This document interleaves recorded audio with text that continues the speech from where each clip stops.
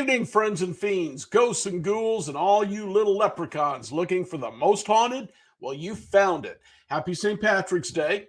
I am Dan Terry, your ghost host on this incredibly crazy cruise, and we have got a story tonight that knocks your socks off. It starts out, I was looking for a book, something to read. I was going through Barnes & Noble on my Nook, and I found one called The Haunting of Two Sisters. So it looked interesting. I bought it. I had no idea the kind of things I was going to be finding. This lady, Pam, and her sister, Karen, they were 6 and 4 when they moved into a small kind of Leave It to Beaver kind of town in California. You know, neighbors all knew each other, doors left unlocked at night, everything just great. What nobody knew in this little perfect community was little Pam, again, only 6, 7 years old at the time, was seeing things, hearing things. She was having premonitions, and these things ranged from a flat tire to a home invasion she managed to help prevent, even though nobody would believe her that it was coming, but it did happen. And just the fact she'd warned them stopped any hesitation, and they got the doors locked in time. She has had visitations from the dead, going from a spirit she nicknamed Popeye, because in her childish mind, that's what he looked like. There was 2 female ghosts standing over her bed, talking like sisters about her. If you can imagine waking up to that, that doesn't even begin to describe what she has seen. Eventually, she had deceased family members coming to her. Her mother even finally admitted she could see some of this stuff too. They were just, ignoring it, hoping it went away, right? She has had to deal, her and her sister have had to deal with haunted paintings, possessed possibly, items disappearing, reappearing, more haunted houses. It seemed everywhere these ladies moved to, there were spirits waiting for them. Angels, creepy shadow people, and the one that really got me, a ghost that had been zombified, looked like death, looked like the face was decomposing. Imagine waking up at night to something like that. Ooh, scares me. So I decided to reach out to Pam. She agreed to be a guest, and she's here to tell you about the hauntings of two sisters. Hi, Pam. Hi. I can't imagine living a life that you have led. And I have said it to a friend of mine who also has that ability. I don't know if it's a blessing or a curse to see these things like that. What do you believe? It depends who's showing up. Makes sense. If it's a loved one, it's nice. Uh-huh. If it's something other than that, it's not so nice. So how did you first realize that you were seeing things that nobody else was noticing? Well, the first thing I noticed was at 3 was my first time I remembered one, was a man. We bought an older home, and he would come out of the closet, and that's the one I called Popeye, because he looked like Popeye, and I was relating it to the cartoon that we watched. You know, Okay. Out of all the cartoons, that's who he looked like. And I would go in, get out of bed, go in and tell my dad, Popeye's in my room. I would just stand there till he woke up. You know, he felt someone looking at him. And he would come, take me back to my room, and look under the bed, through everything. And naturally, Popeye wasn't there right then. And he would put me back in bed. And then about 20 minutes later, I would see him again. He'd come out of the closet.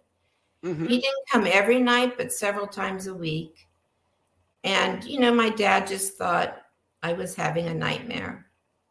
Okay. So that was my first one. But I didn't realize it was a ghost. I was too young.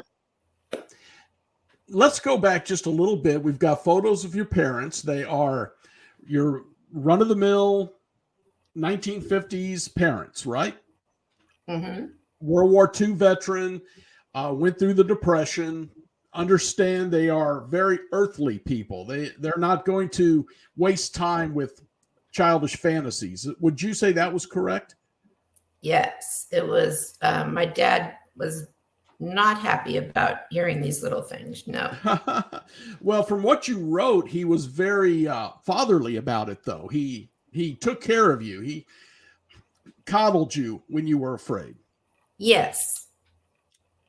Okay, and then you got a picture of you and your sister as children. Oh, that's so cute. I think your sister sees something from that expression on her face. Yes. And then we move on to Popeye, right?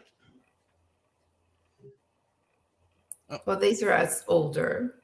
Okay. What year would that have been about? That was 1981. Okay. I mean, yeah, 1981.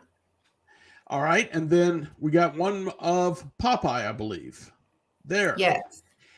You know, I can absolutely see what you're saying because I was a Popeye fan as a child, but mine was a little doll with a string you pulled to make him talk. It was nothing like this. But he does. I can understand. Did he ever speak to you or did he ever do anything that was threatening or frightening other than standing? Just stared at me. Okay.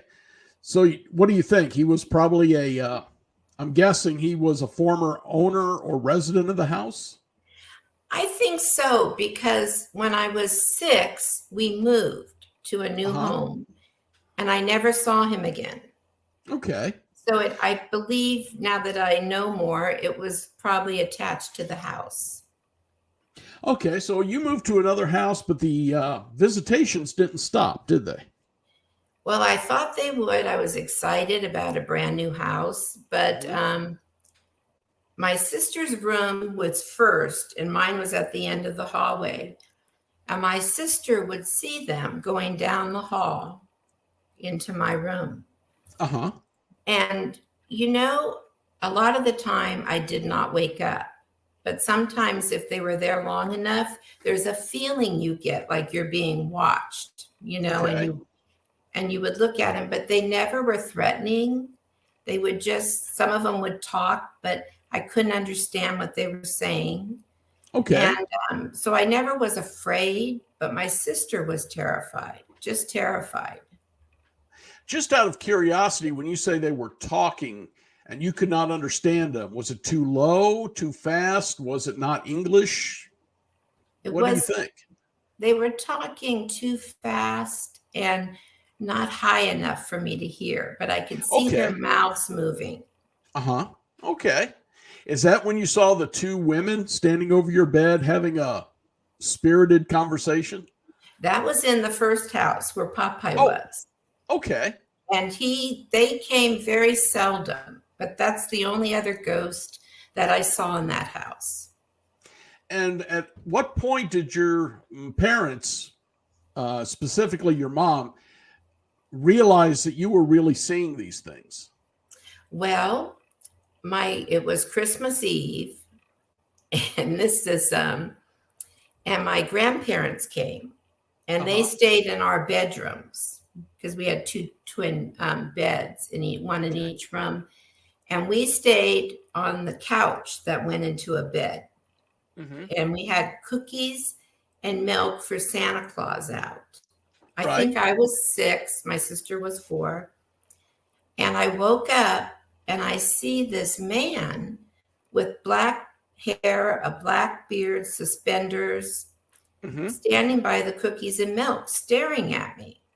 Okay. And I hit my sister and I say, "Wake up, Santa's here." And by the time she woke up, he was gone. So I go running down the hall screaming, "Santa's here, Santa's here." And, you know, my dad woke up, everybody woke up because I was just screaming. I was so excited. And Dad came out and he says, "Santa hasn't come yet." Right. I says, "He was here." And he says, "How do you know he was here?" And I described him. He says, "Santa does not have black hair." I said, "Well, maybe it was Santa's helper." but he was here.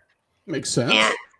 And I was so convinced, but they made me go back to bed. And that's, I think, what opened my mom's eyes.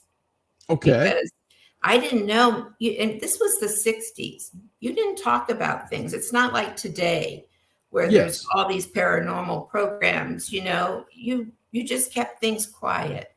Uh-huh. And, but then she started to show me pictures of, when I described him, and she brought out her great uncle, and it was him. And that was a man who had fought in the Civil War, correct? Yes. And it was exactly who was standing there that Christmas Eve. So she just made a comment like something like, it's interesting how loved ones come and check on us often. Uh-huh. Even though they've passed, And then my mom, a few years later, when I got in my teens, started opening up more. That she didn't think I was crazy. Maybe everybody else did, but she didn't. And at what point was it that you was trying to explain to her somebody was going to break into the house? I was a teenager. And now looking back, I didn't know how I knew then, but I was thinking now, later on, it might have been a loved one telling me that I could hear, because I can hear them at times from the other side. And I knew a prowler was coming. And my dad had gone fishing with the next door neighbor, night fishing. Uh-huh. And we were, it was really hot, and we had everything open. And I told my mom, you have to lock the doors. And she said, Pam, we didn't have air conditioning. We have to have a breeze, something. It's hot. I says, Mom, someone's going to break in. She did not believe me. She got angry with me. And then I would go back to my room, and I'd come out crying, hysterical. They're coming soon, Mom. They're coming soon. And I went like 3-4 times back.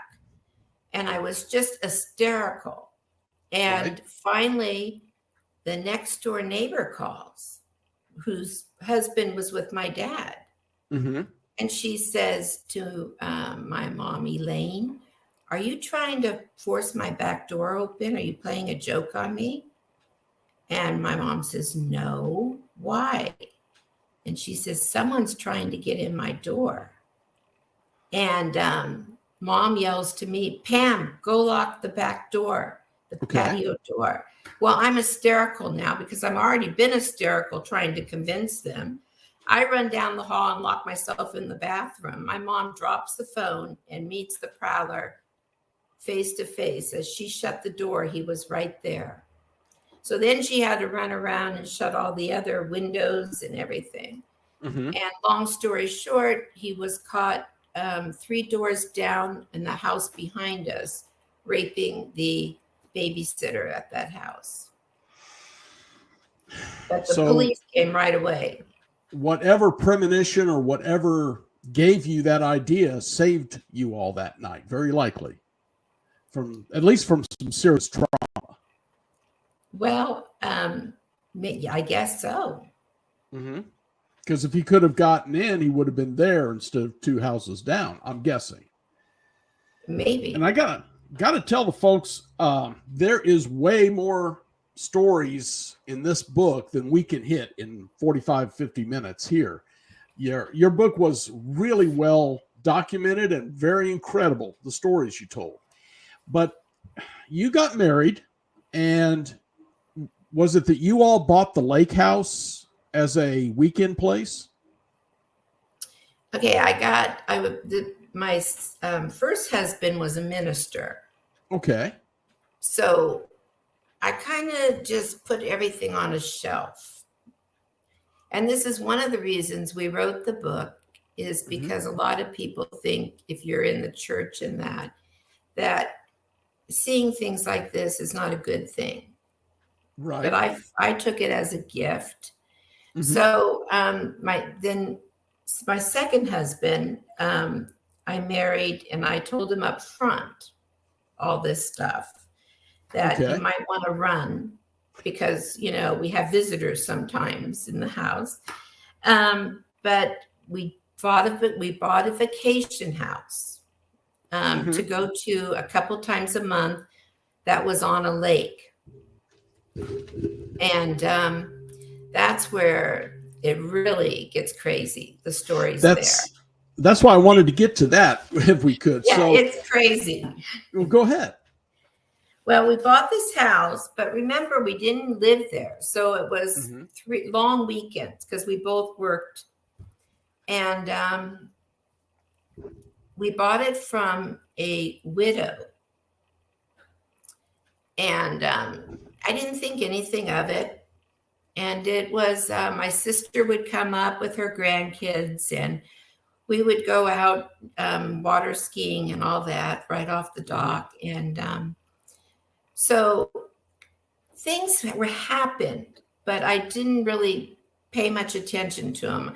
There was times I would be working I had a desk in the laundry room, and I'd be working on my clients. And I'd be so afraid someone was watching me that I had security cameras put all on the outside of the house because somebody I knew was watching me and all that. I would hear things, crashes.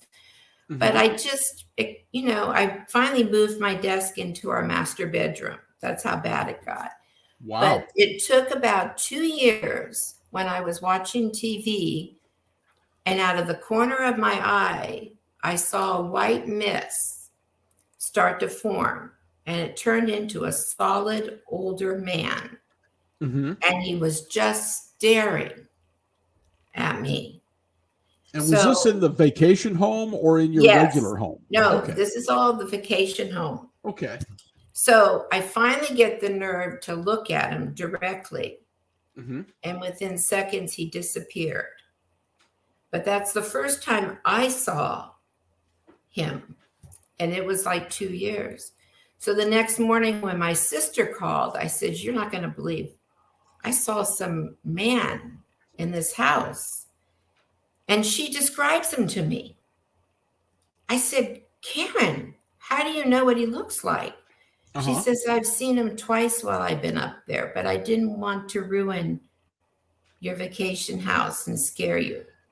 And at least one of those, she was actually in a canoe on the lake, wasn't she? Saw him standing? No, the neighbor did. Oh, okay. Okay. Yeah, the neighbor saw him. And did the neighbor know who it was? No, because she just was waving.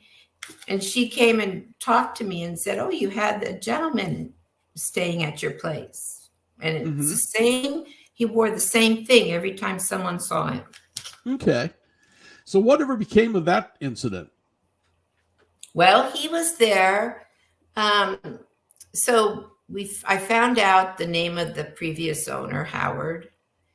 And so we would say, "Howard, we're home," kidding. That's when I found out they don't want you to address them and acknowledge them sometimes, right? We had tuna cans thrown across the room in front of my neighbor. My next door neighbor came up. We had flashlights. One time the kids were playing with a flashlight. They saw it on a paranormal program where they turn on the flashlight and it would go off and on. You ask questions. It got picked up and thrown at them. So those things happened. But then we rented it out a few times to people when we didn't use it. And I remember this one group came up. They said they were a spiritual group. Okay. They didn't say a church group. They said they had a spiritual thing they wanted to use the house for.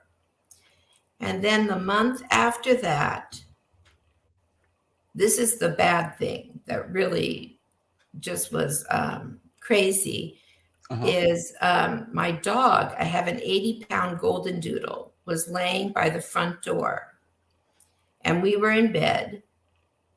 And at about 12:30 at night, the noise, the barking, vicious barking, He was just viciously, I've never heard him do this.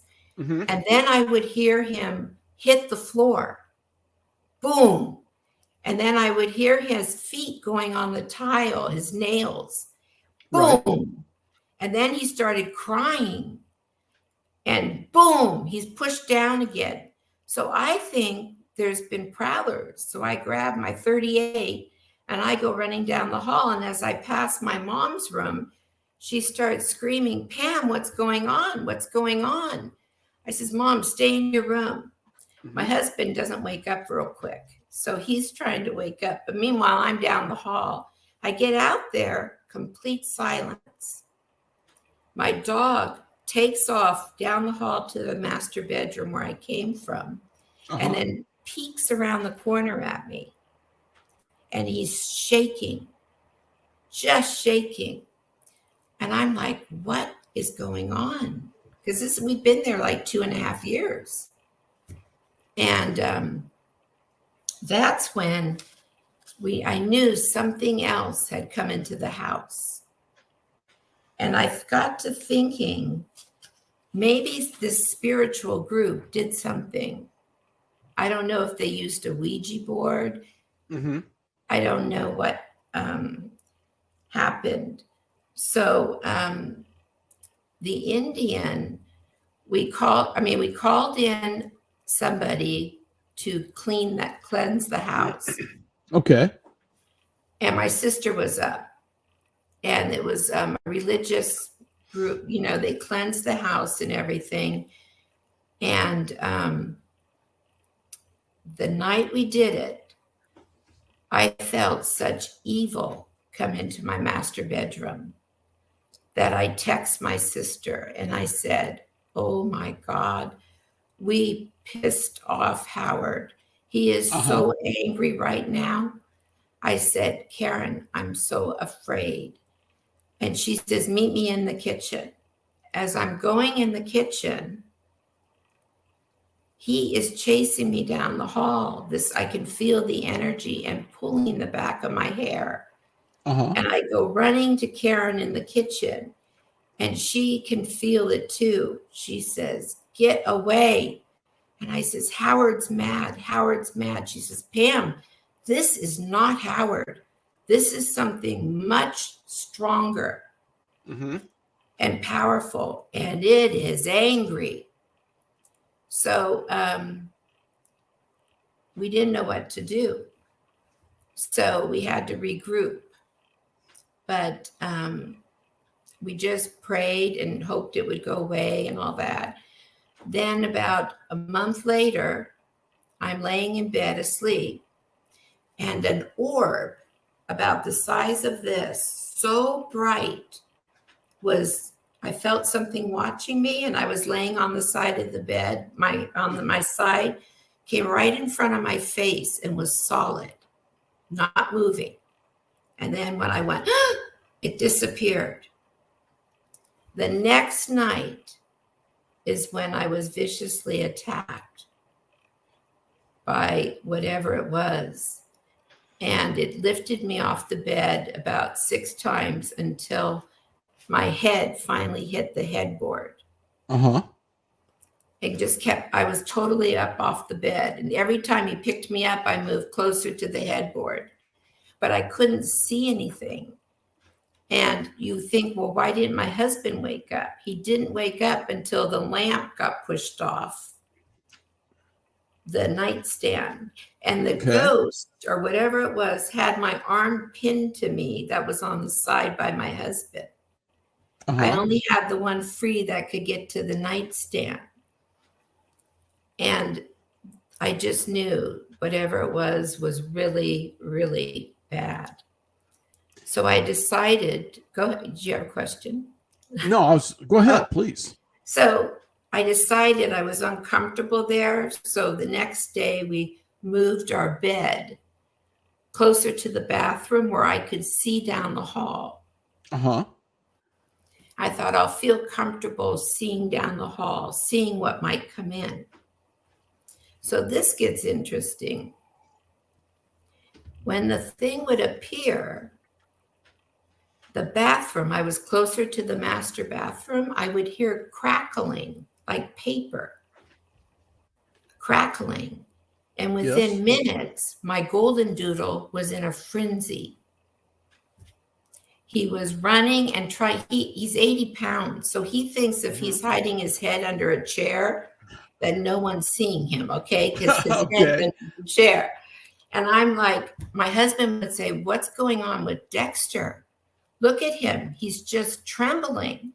And it was right after the crackling I would hear in the bathroom. Okay. I don't know if that was them coming through from one dimension to the other, but I knew when I heard the crackling that things were going to go, pretty bad. And you had never heard that with the other spirit there? No, because I didn't have my bed by the bathroom. Okay. You think there's a portal in there then? I think the portal was in the master bath. Okay. And the thing is, so one night I wake up and I see the Indian running, not running, but fast pace down the hallway toward me. And that's how I got the image. This was an Indian chief. He was almost 7 feet tall. He was huge, huge. And he was angry. Race, can we take a look at that? So that's how you saw him right there. Yes. And he has this animal on his head, like a wolf, And so now when I saw him coming down the hall, I thought, no wonder my dog Dexter viciously was barking that night. You know what I mean? He sees an animal on the top of somebody's head. Right. Because he was scary, but the anger, he was angry. Now, if I recall correctly, and it's been a while since I read the book, but in life, did you all discover he had an alcohol problem or something to that effect? I had to call in a shaman. Okay. And that's when it was determined he drank. And what was the actual cause of his anger? They did not know, but she's a shaman and she's actually a friend of mine. We did this and I have to tell you, I didn't believe it was going to work. Okay. I thought he's so angry that you're going to do this ceremony and I just knew he was going to be taking his revenge out on me. Okay. She did the ceremony and she called in, according to her, and I don't know anything about this personally, but she called in a shaman that had already passed. Too. And they weren't giving him a choice, she said. I said, I don't think he's going to go. And she said, we're not giving him a choice. Okay. I thought, So anyway, they did the ceremony. It took a few hours. And that night, I laid there just waiting for him to throw me out the window or something. Right. I slept right up against my husband. You know what I mean? That if I moved, it would wake him up. You know what I mean? And it was it. He was gone. She did it. They did it. Was he brought, I don't know how to word it exactly, but he came there because of the whatever ceremony, the first group you rented the house to. I think we rented it out and they were really interesting. They said, is the kitchen big enough? Because we're not allowed to verbally talk to each other. And that it was a weird group, it was all women. And I thought, oh, yeah, it's big enough. I never thought anything of it. But I would have known something this angry in the house before. Yes. You know what I mean? I wouldn't have gone 2.5 years. I would have picked this up. But he was, I think they did it. They called in something. and you were left to suffer the wrath of this entity. Yeah, for my lack of a dog better and word. me. My dog and me. But it was Your- interesting. Go Go ahead. ahead. I was just going to say, your books have so many stories like this, it's hard for me to even remember them all. But there was one that struck me with you, your sister, and your mother in a house, specifically upstairs in the hallway. Do you know which one I'm referring to? Oh, was that this one where my sister's house with the painting? Yeah, the painting. That's I had forgotten those were two separate stories, or those were not two separate stories. But go ahead. That painting one was awesome. My sister lost a pregnancy, but it wasn't just, she had waited over 10 years to get pregnant. Mm-hmm. And the doctor told her that it was a tubercle pregnancy. And the doctor was wrong, but she didn't find out till after she took what she had to do to abort the baby to save her life. Because it was, anyway, she had such guilt over it that she went into a depression. Mm-hmm. And her husband took her antique shopping and bought this antique painting. And they put it in their staircase, in their landing in their staircase. And things started happening. And the first thing that happened is she didn't sleep well at night, and she was in the office upstairs working. And she said it was like a herd of elephants coming up the stairs.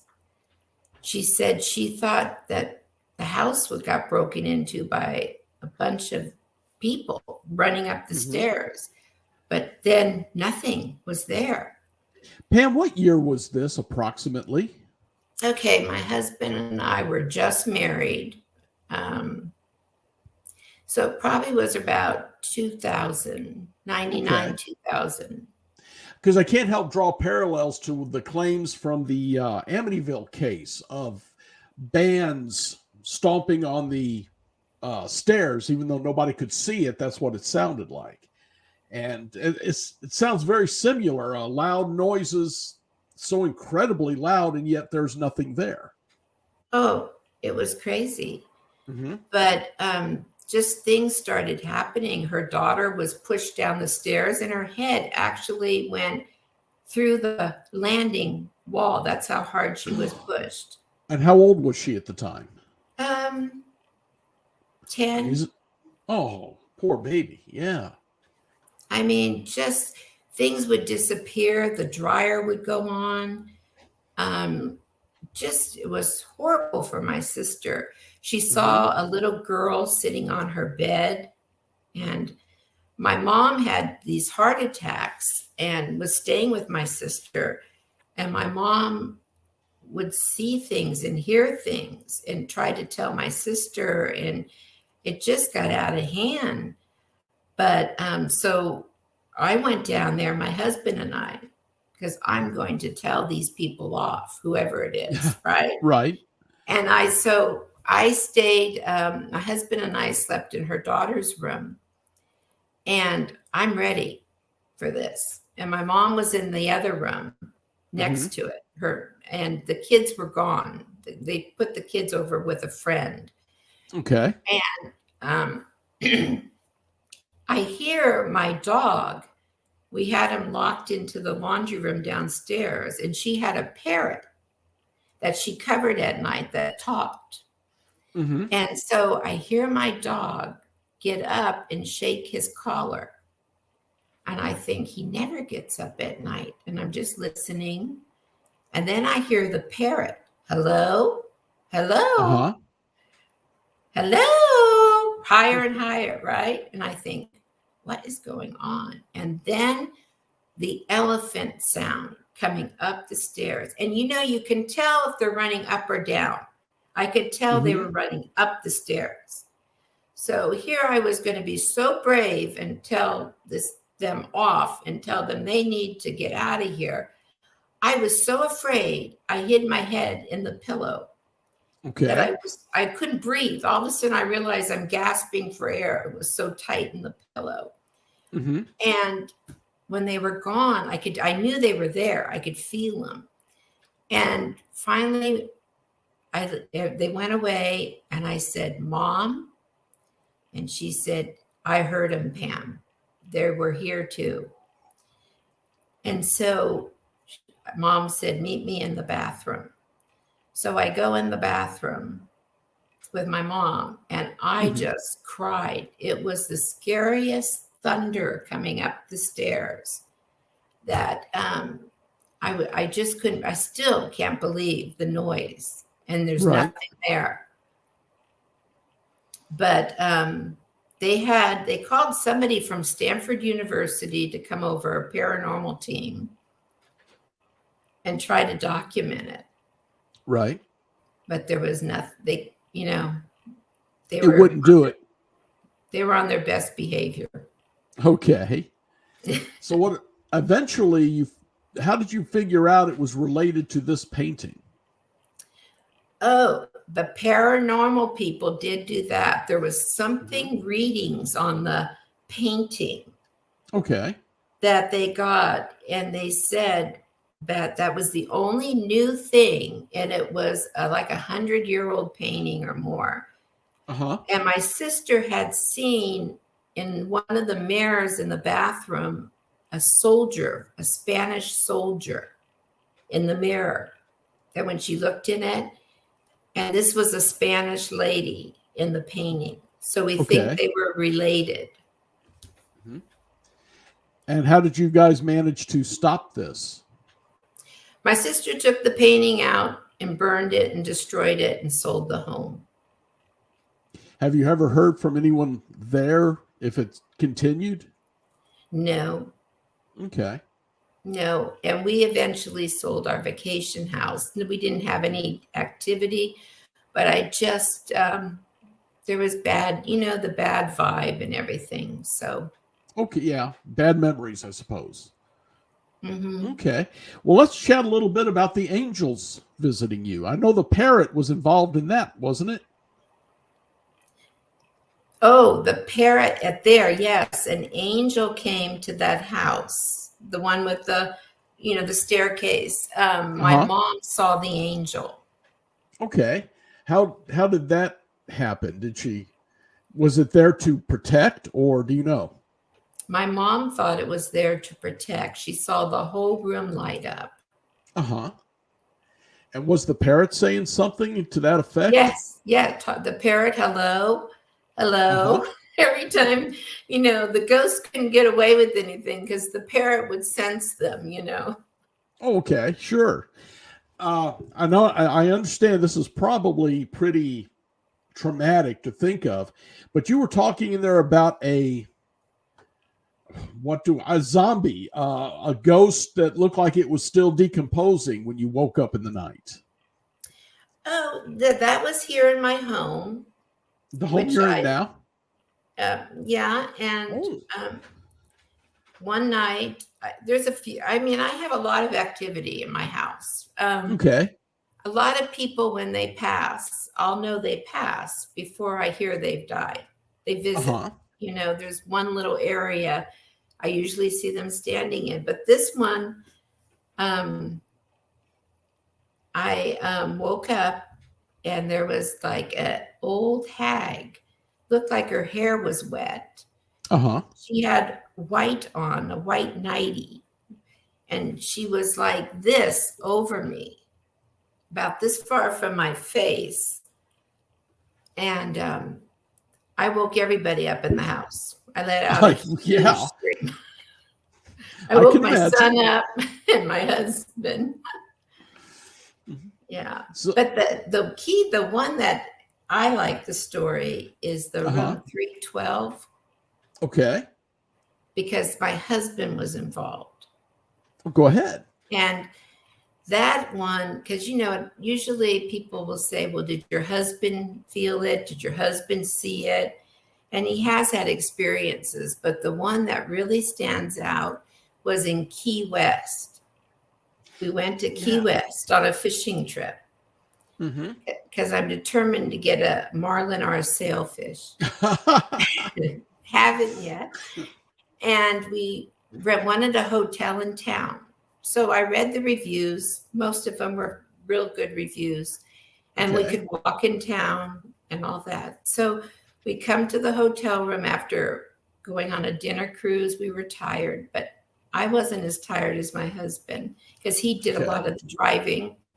So they had 2 smaller beds. So I said to him, you know what? I'm going to watch TV. I'm going to take the one in front of the TV. Why don't you get in your bed, the other bed, because you want to go right to sleep. So about 1:30 in the morning, I'm on my side. I finally fell asleep. My back is to my husband. Mm-hmm. Okay. And I'm on my side. And I feel my hip being touched. Just really like, very softly. And I'm thinking, he woke up. He wants to get lovey, you know. And I'm thinking, do I ignore him? Do I, And then I hear my husband snoring. And I think, why is he snoring? So I just laid there very still, didn't move. And then I see the covers get picked up from the bottom of the bed and pulled off of me onto the floor. Okay. And I'm like, okay, what is going on?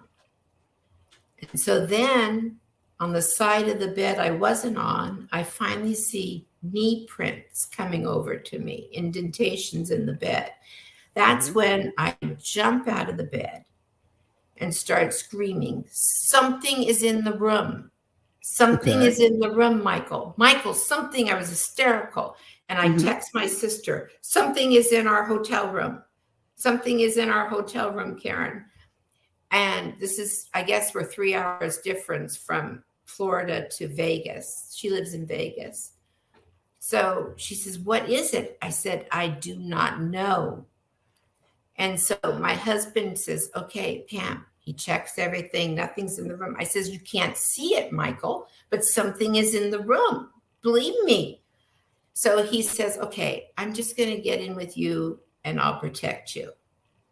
So I'm laying there and I'm facing him and 4:00, 4:10 hits. And my husband starts screaming and fighting something. Something's choking him and he's fighting it and he can't get it off of him. And I'm like watching this, but I can't see anything. But I see the impression of something on him. I can see somebody is holding him down, but I can't see what it is. Right. And I'm like, oh my God. So, okay, when I get attacked, calm down, Pam. He jumps out of the bed. It's 4:15. Get your shit. We're getting out of here now. Okay. I said, Michael, it's Key West, 3:00. They just shut everything down in the morning. Where are we going to go? I said, we have to stay until at least something opens. And so every light went on in the hotel room.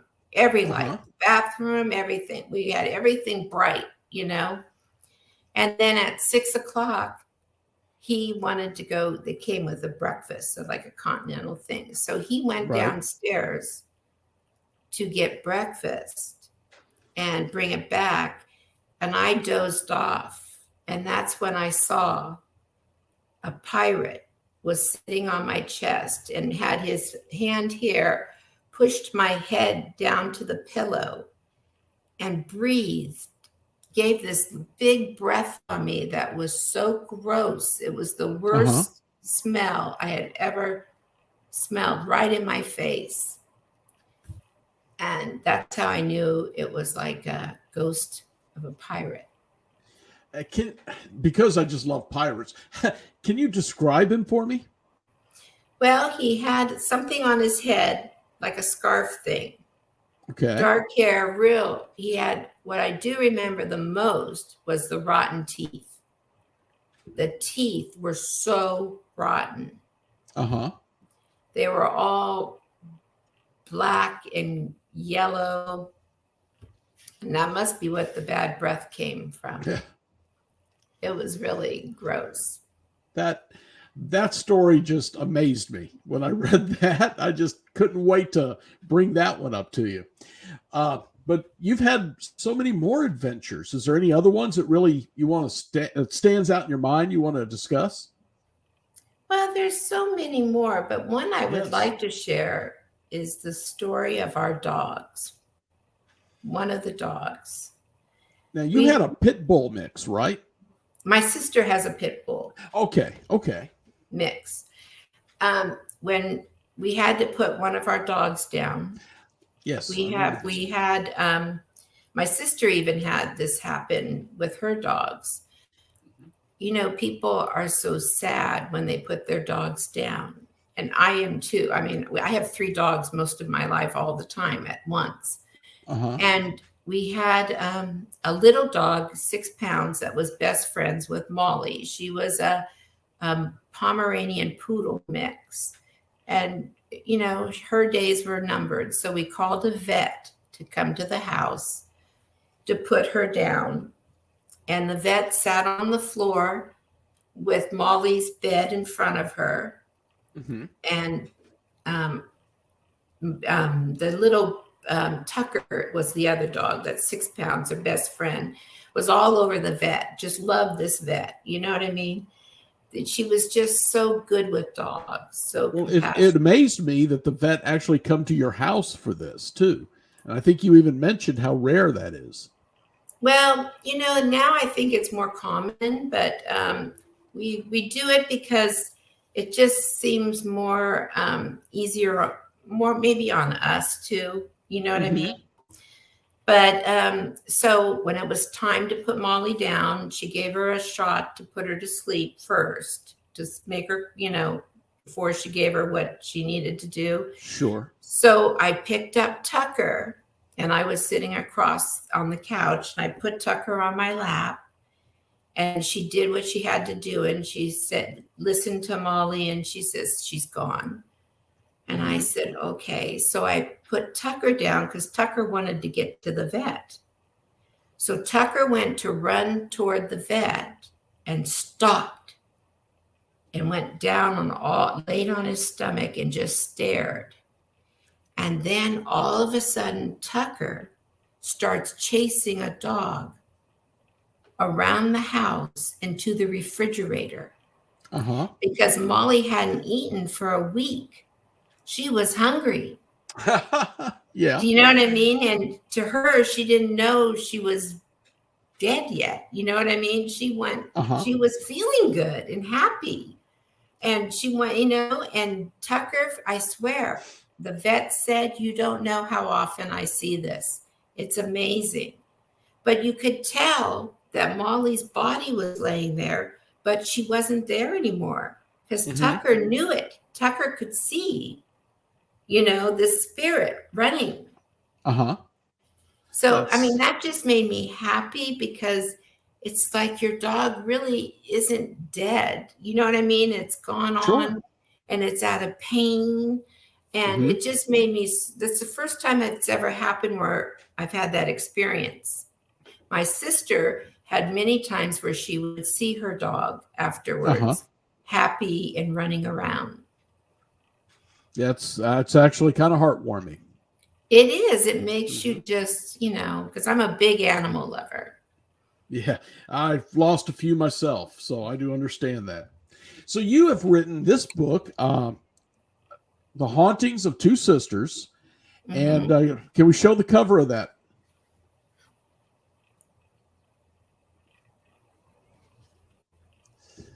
When did you write this one? Well, I can hold it up. This one here. Okay. I'm about 2.5 years ago. Okay. I just now discovered it recently, and you've got a newer book out. Yeah, this one here. Oh, okay. He's caught up with us. Okay. All right. So they're Hauntings of Two Sisters. And so much of that took place in hallways for some reason. It was, like I said, there was so many stories. I can't even begin to touch them all on this one. And then your second book is called, what is it? Our Battle with Satan's Sidekick. Basically, what's that about? Well, this is an interesting book. The first book is a lot of short stories. Uh-huh. And some of them are scary. Some make you laugh. Some make you cry, according to people who have reviewed it. Mm-hmm. The second book is one story. It's my sister moved in with her daughter and her daughter's boyfriend. Okay. Now imagine that you are where you can see things. My sister and I can see the other side. We hear things. We see ghosts. We see everything. Mm-hmm. And imagine moving in with a devout Satan worshiper. Yeah, how did that come about? No, I'll bring you back. We'll find out more about that at the time. But go ahead. But that is what the second book is about. And the reason we wrote the second book was I think people don't really realize the seriousness of this. Mm-hmm. You know, that it's serious and it can cause harm. And it's our basic fight with the other side, the dark side. Well, I've gotten it from Barnes & Noble, and I expect to read it really soon. So you've got a website where people can come and read some of this stuff, which is the Haunting of Two Sisters.com. And I know your book's available at Amazon. And I know at least on e-copies, it's available at Barnes & Noble. Is that right? Yes. All right. Well, I am really looking forward to reading the next one. And Pam Mandel, I want to thank you so much for coming on the show. Your stories and your book has been incredible. And I hope I can get you to come back when I get the second one read so we can discuss that one. Yes, I want my sister to join us for that one. We will arrange it. I know she's in Las Vegas, right? Yeah, sometimes she's up here, though, visiting. Okay. So. Well, if not, I think we can arrange to have her on the screen also. Okay, and I thank you for the opportunity.